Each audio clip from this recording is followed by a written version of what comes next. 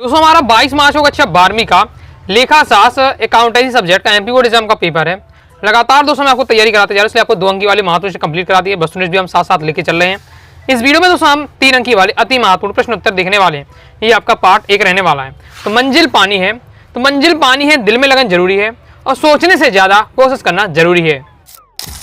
पहला दोस्तों हमारा क्वेश्चन है त्याग अनुपात तथा लाभ प्राप्ति के अनुपात में आपको अंतर बताना। तो इसे क्या है, त्याग नफे और लाभ नफे भी कहा जाता है। ओके, तो त्याग अनुपात और लाभ प्राप्ति में अनुपात में आपको अंतर इंपॉर्टेंट रहना है, 3 रहने वाला है 3 नंबर के लिए।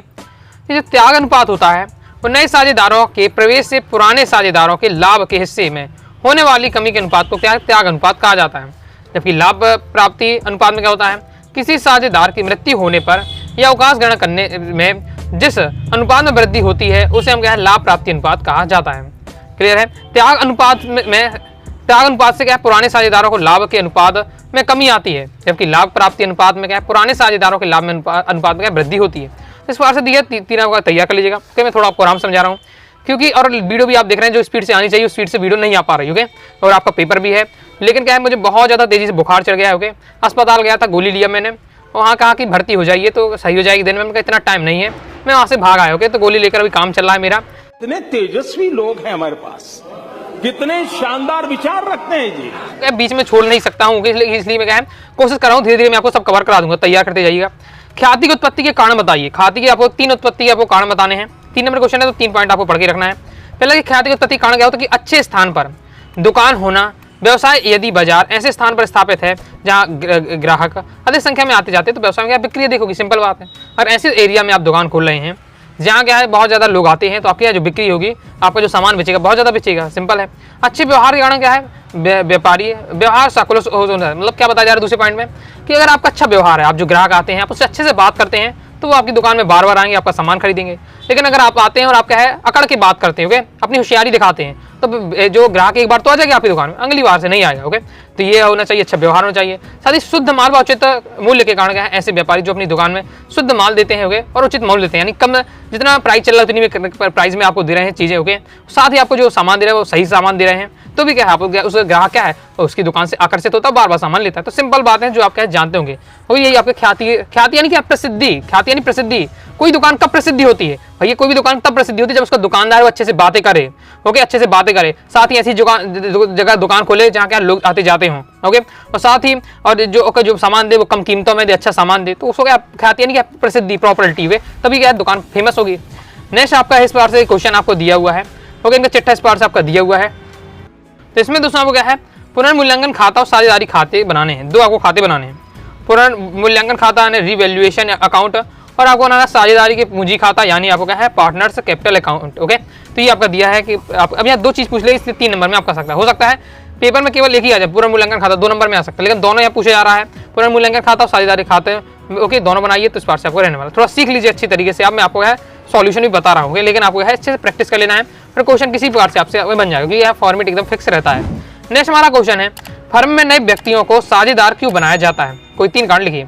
यदि हमें क्या है, हमारा मान लीजिए 3 लोग क्या है व्यवसाय कर रहे हैं, हम क्या है और भी लोगों को अपनी कंपनी में साझेदार बना रहे हैं, पार्टनर बना रहे हैं, तो क्या रीजन हो सकता है हम क्यों बना रहे हैं। तो पहला होता है अधिक पूंजी की एकता, यानी हमें क्या है जो हमारा व्यवसाय चल रहा है उसमें ज़्यादा पैसे चाहिए। ज़्यादा पैसे कहाँ से आएगा, जब कोई व्यक्ति को क्या है किसी हम पैसे लेंगे तो उसके बदले कुछ लेगा तो उसका हम क्या है साझेदार बना लेते हैं। तो ज़्यादा पैसे की आवश्यकता हो, अधिक पूंजी की आवश्यकता हो, ओके, तो हम साझेदार बनाते हैं। अनुभव योग्यता, आपको ऐसा चाहिए कि आपने कुछ व्यवसाय कर रहे हैं, ओके, तो उसमें आपको चाहिए कि कोई ऐसा व्यक्ति मिल जाए कि इस व्यवसाय संबंधी योग्यता उसमें ओके अनुभव हो, तो भी आप कैसे साझेदार बना सकते हैं। पुराने साझेदार के अवकाश ग्रहण करने, और आपका जो पार्टनर है यदि वो क्या है इस बिजनेस से बाहर चले जाते हैं तो आपको क्या है और आपको पार्टनर की आवश्यकता तो पड़ेगी बड़ी बिजनेस को चलाने के लिए, तो आप क्या है तो भी आप क्या है नए साझेदार बनाते हैं। तो ये आपके 3 सिंपल है। ओके, 3 सिंपल आपके रीजन दिए हुए हैं नए साझेदार हम क्यों बनाते हैं। नेक्स्ट हमारा क्वेश्चन है, ख्याति की विशेषता लिखिए। ख्याति है आपकी ओके, तो उसकी क्या क्या विशेषता होती है। पहला कि ख्याति का हास नहीं लगाया जाता है।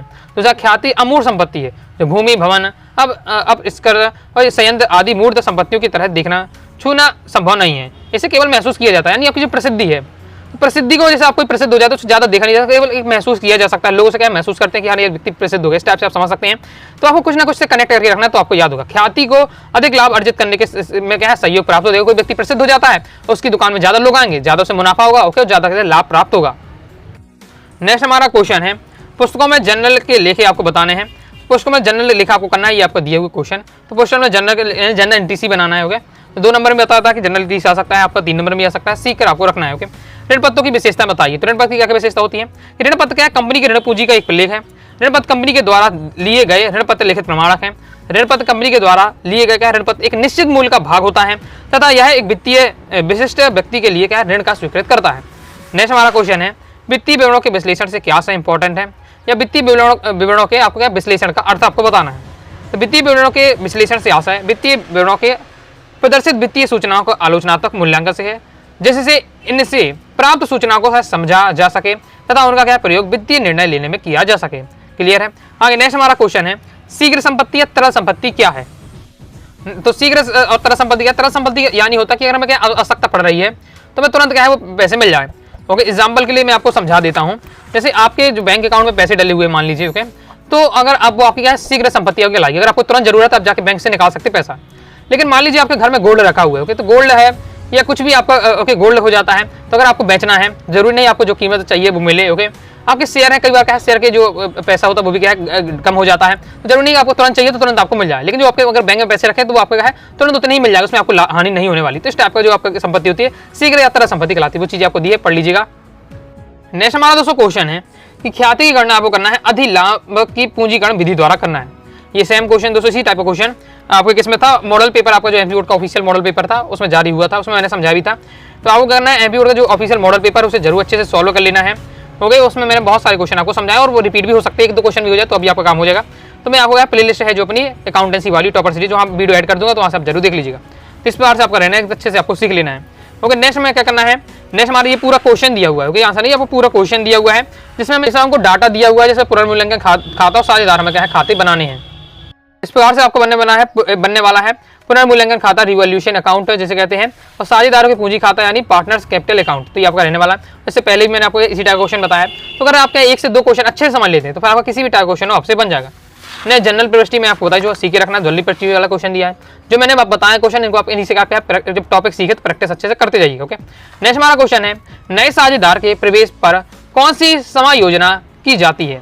तो नए जब साझेदार प्रवेश करता है तो कौन कौन सी समायोजना होती है। पहला क्या है, पूंजी का समायोजन तथा त्याग अनुपात की गणना हो जाती है। दूसरा, नए लाभ विभाजन का अनुपात की गणना होती है। संचय वितरण लाभों का एवं हानियों की क्या है लिए समायोजन किया जाता है। नेक्स्ट है, संपत्तियों और दायित्वों का पुनर्मूल्यांकन, ख्याति का मूल्यांकन करना तथा लेखांकन का व्यवहार। नेक्स्ट हमारा क्वेश्चन है, ऋण पत्रधारी की वैधानिक स्थिति बताइए। इंपॉर्टेंट है आपका ये क्वेश्चन। ऋण पत्रधारी की जो कंपनी के क्या लेनदार होते हैं, याद रखना है, ऑब्जेक्ट पूछा जाता है, इस सत्य में आ जाए। तो ऋण पत्रधारी होते हैं कंपनी के लेनदार होते हैं, बिल्कुल सत्य हैं, और उन्हें कंपनी द्वारा इन्हें एक निश्चित दर पर क्या ब्याज अदा किया जाता है। यानी ये क्या कंपनी को पैसा देते हैं। ओके, और कंपनी से क्या एक निश्चित दर पर क्या ब्याज लेते हैं, चाहे व्यवसाय में लाभ हो या हानि, उन्हें इससे मतलब नहीं है। भैया हमने आपको पैसे दिए हैं, जैसे आप व्यवसाय खोल रहे हैं, आप कहते हैं कि मुझे कुछ पैसे चाहिए तो मैंने आपको दे दिए मान लीजिए। ओके, अब आपका जो व्यवसाय खोला आपने, चाहे उसमें आपको लाभ हो हानि हो, मुझे इससे कुछ मतलब नहीं है। मुझे तो मतलब मैंने जो आपको पैसा दिया है उसको जो ब्याज मिलना है, पैसे तो चाहिए, शायद ब्याज चाहिए। ऐसा नहीं कि आपको लाभ हो चाहे हानि हो, मुझे इससे कुछ मतलब नहीं है। तो इस प्रकार से रहता है। ऋण पत्रधारियों को अंशधारियों की अपेक्षा पूंजी की वापसी में क्या है प्राथमिकता रहती है। ये कंपनी के क्या प्रबंध कार्य में हिस्सा नहीं लेते हैं। ऋण पत्रधारियों का प्रायः कंपनी की संपत्तियों और अस्थायी परिवर्तनशील प्रभाव का भी हो सकता है, और यदि कंपनी इसका धन वापस करने में असमर्थ हो तो एक संपत्तियों को बेचकर भी अपनी रकम प्राप्त कर सकते हैं। मान लीजिए क्या कंपनी दिवालिया हो जाती है, कंपनी के पास कुछ पैसा नहीं बचता है, लेकिन कंपनी ने जिन लोगों से लोन लिया है वो जो ऋण पत्रधारी हैं तो उन्हें तो अपने पैसे चाहिए हैं, तो क्या कंपनी के जो आइटम वगैरह हैं उनको सब बेच कर वो क्या पैसे लेंगे, लेकिन अपने पैसे तो लेना होगा। ये रहता है ऋण पत्रधारी में। क्योंकि शेयर में ऐसा नहीं होता है।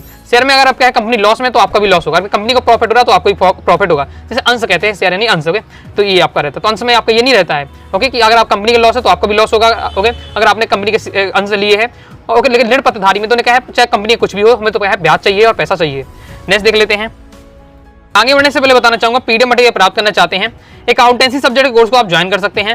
अकाउंटेंसी सब्जेक्ट के कोर्स में दोस्तों आपको है all chapter important question answer, all chapter objective question answer, previous year paper, model paper, साथ ही दोस्तों आपको 2 अंक की 3 अंक की 4 अंक की अलग से वस्तु सब कुछ आपको मटेरियल दिया जाएगा। पीडीएफ मटेरियल रहेगा तो कम समय आप रिवीजन कर पाएंगे, अपने हिसाब से पढ़ पाएंगे ओके, और अच्छी आपकी तैयारी हो जाएगी। तो 90 39 53 40 89 इस दिए व्हाट्सएप मैसेज आपके हैं कोर्स की और जानकारी लेकर आपके कोर्स को ज्वाइन कर सकते हैं। आगे नेक्स्ट हमारा क्वेश्चन है, निम्नलिखित मदों को कंपनी के स्थिति विवरण में किन शीर्षकों के अंतर्गत लिखा जाता है। यानी आपको शीर्षक बताने हैं कि कौन कौन सी ये जो आपके शीर्षक हैं किस मद में आएंगे, किस मद में आएंगे। ओके, देखिए आपका जो ये आपको लिखा हुआ है यहाँ क्रम से जमा दिया गया है। अब किस शीर्षक में आएगा तो आपको याद करना पड़ेगा, थोड़ा याद कर लीजिएगा।